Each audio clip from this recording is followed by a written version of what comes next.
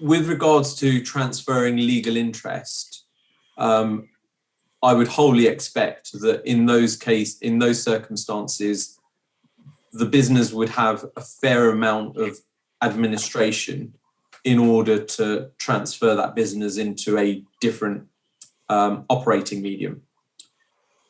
So you'd have to go about changing all your contracts, you'd go along to your lender, you'd be renegotiating your loans, possibly even having to rebroker them.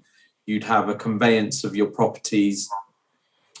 So as David mentioned earlier, for tax purposes, the only thing that HMRC are interested in is the transfer of beneficial ownership. That's the tax point. So whether you transfer legal interest or not is actually not wholly relevant to the tax position. So what we've found in the past is that clients, in order to avoid a lot of the administration, have transferred beneficial ownership, and that ticks the box in terms of restructuring their business. So you don't have to go through all the hurdles required when transferring legal and beneficial ownership.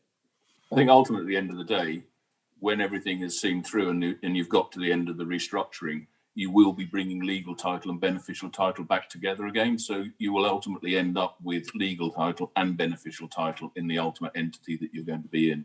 And I think it's just, as Raj has said, for ease, but also, just following tax laws and what issues you might face. And of course, there is this thing called cost. There may well be a cost involved in moving legal title and then moving it again. So we've found that we can get around that circumstance quite neatly and with some of our planning. And again, get in touch and we'll talk to you more about that.